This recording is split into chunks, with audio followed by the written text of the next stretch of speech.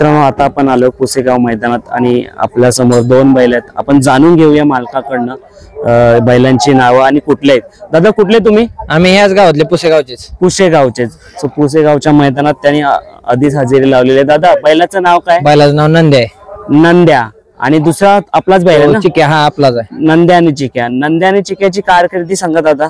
नंद्या गेल्या वर्षी फायनलला राहिला या मैदानात. या मैदानात पुसेगावच्या मैदानात. हो, म्हणजे जेव्हा मोठ्या सणाने बकासूर त्या फायनलला राहिला. अरे वा, फायनल मध्ये राहणारी जोडी पाहू शकतो.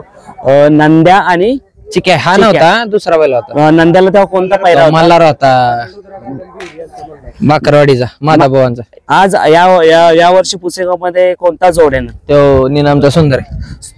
सुंदर कोणाचा आहे तो? जीवन ड्रायव्हरचा. जीवन ड्रायव्हरचा सुंदर पाहू शकता. का अजून काय बोलू शकता या बैलाबद्दल? अजून बैल म्हणजे बैलाचं पळायसारखं राहणे. उराटीला बैल चांगला पळतो दादा. हा घाटावरती जसं धावतो तसा बिनजोडला हा धावतो? नाही, बिनजोडला नाही. आपण आतापर्यंत बिनजोडला नाही धावला. हा कुठून खरेदी केला होता त्या बैलाला?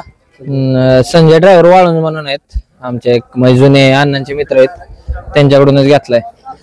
दादा, एक प्रश्न आहे जो सर्व प्रश्न मला युट्यूबच्या मार्फत विचारला जातो की दादा, तुम्ही पुसेगावला जाल ना तेव्हा वायदी बद्दल बोला, कारण का वायदी मुले गरिबांचे बैल अंधारा राहतात. तर तुम्हाला असं कधी प्रॉब्लेम आलाय का वायदीचा? नाही, आपण कधी वायदी दिली पण नाही, कधी घेतली पण नाही.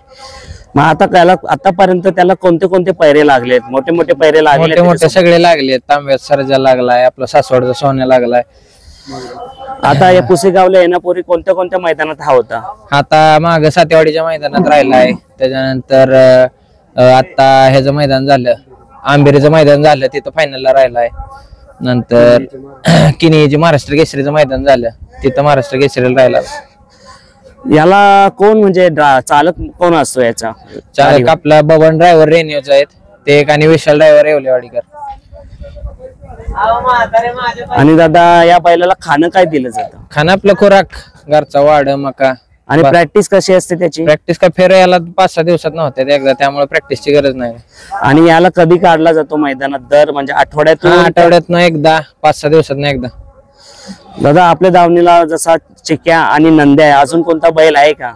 हाय, लायटर म्हणून एक बैल आहे, तो शिवतर मध्ये सांभाळायला असतो. घरचा साज कधी धावलाय का दादा? धावलाय की. कुठला? हा, हीच गाडी धावली मैदानात धावली. आणि आज सुंदर जीवन ड्रायव्हर यांचं सुंदर आणि आपल्या नंद्या धावणार. काय बोलता आज या मैदानात? गाडीला स्पीड लागणार आहे.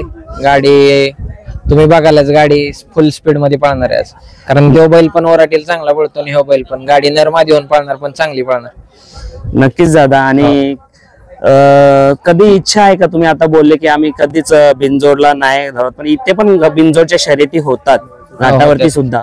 मग कधी असं वाटलं नाही की जाऊन बिनजोडला सुद्धा आपण ट्राय करावा? बघू की, आहे आता म्हणतात, बाकीच्यांची इच्छा आहे, बघू ट्राय करू नक्कीच. मग बिनजोडच्या जेव्हा शर्यत असेल तेव्हा पैरा त्यावेळेस आता बघितला जाईल ना, आता नाही ना, एवढं माहित नाही त्या क्षेत्रातलं आपल्याला. आणि हा तुमचं कसं काय ठरलं, नियोजन कसं काय झालं? ते अण्णांनी, आमचे विजयान जाधव आणि आशिष साबळे, त्या दोघांनी मिळून जीवन ड्रायव्हरची भेट घेऊन ते दोघांनी पायरा मिळवून आणले.